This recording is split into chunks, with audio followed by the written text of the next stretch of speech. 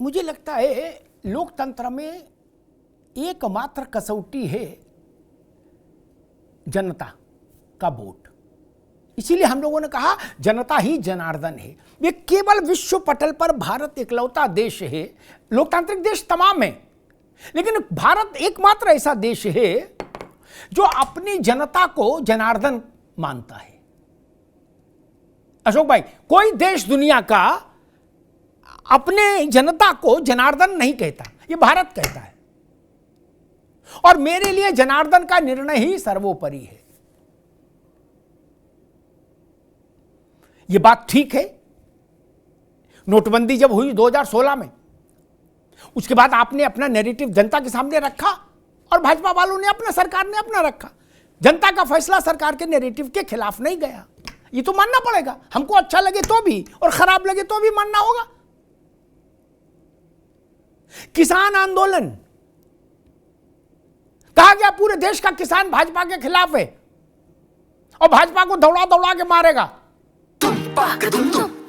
अरे श्रीमती जी, कुछ तो सस्ता लो, बचत करो। नहीं श्रीमान जी, सब बढ़िया लो, रहने दीजिए। इसमें क्या खास बात है? थोड़े में ज्यादा स्वाद, यही तो है इसकी खास बात। वाह मामा, क्या स्वाद है। अरे मेरे राजा,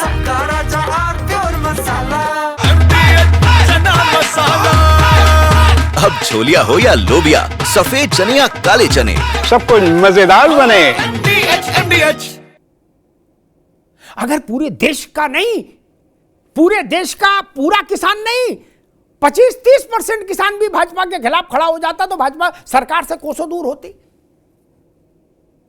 तीसरी बात, पिछले लोकसभा के 3 चुनाव 14, 19 और 24, सुची जी मेरी बात से सहमत होंगी क्योंकि गणित है। 14, 19 और 24 तीनों चुनावों में कांग्रेस ने लोकसभा में जो सीटें जीती उन सबका जोड़ कर लो। अशोक भाई आप भी गौर फरमाओ, उन सबका योग कर लो तो भी भाजपा के 2024 के सबसे कमजोर प्रदर्शन से कम है, 244 से कम है। इसका मतलब साफ है, अगर योगी आदित्यनाथ दोबारा 38 साल के रिकॉर्ड को तोड़कर उत्तर प्रदेश में दोबारा आए हैं तो यह बात मैं तो नहीं मान सकता कि उत्तर प्रदेश की जनता उनकी सरकार से खिलाफ है या उनके खिलाफ है। यह बात तो नहीं मान सकता। 2012 में उत्तर प्रदेश की जनता बहन जी के खिलाफ थी, अखिलेश जी के पक्ष में थी, सपा के पक्ष में थी। उससे पहले 2007 में जनता मायावती जी के पक्ष में थी, मुलायम सिंह को हरा दिया था। इतना तो मानना पड़ेगा ना। मीठा मीठा गप्पो गड़बा गड़बा तू। मैं तो फिर कहता हूं, अभी कौल भर लो, वाचा भर लो। सबसे पहला इम्तिहान बिहार का चुनाव है अशोक भाई। या तो आपका नैरेटिव जीत जाएगा या आपका नैरेटिव हार जाएगा, दो ही बातें होंगी, तीसरी तो हो नहीं सकती। अगर हार आपका नैरेटिव नहीं चला और इनका चल गया तब फिर क्या मानेंगे इस फैसले को। मेरी समझ कहती है, एक व्यवहारिक बात कह के बात समाप्त करूंगा, सुची जी भी इस बात से सहमत होनी चाहिए।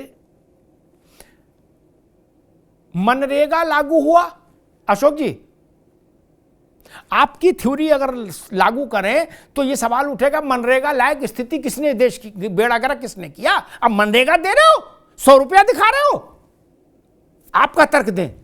मनरेगा ने यूपीए की सरकार दोबारा बनवा दी, 72,000 करोड़ रुपया किसानों का माफ किया। किसानों की दुर्दशा किसने की, जो सरकार में रहे उन्हीं की चलते हुई होगी।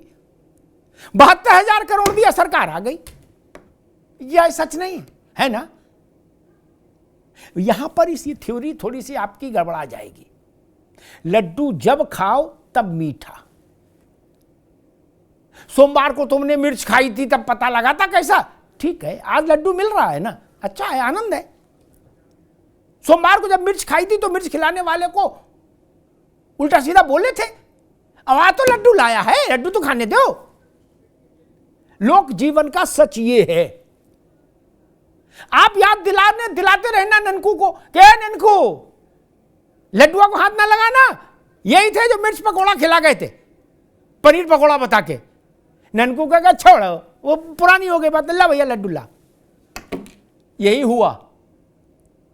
और अगर ये नहीं होता तो नोटबंदी जैसे बड़े फैसले के बाद 17 में उत्तर प्रदेश और 19 में देश भाजपा जीत नहीं सकती थी। धन्यवाद। अरे श्रीमती जी कुछ तो सस्ता लो, बचत करो। नहीं श्रीमान जी, सब बढ़िया लो, रहने दीजिए। इसमें क्या खास बात है? थोड़े में ज्यादा स्वाद, यही तो है इसकी खास बात। वाओ मामा, क्या स्वाद है। अरे मेरे राजा,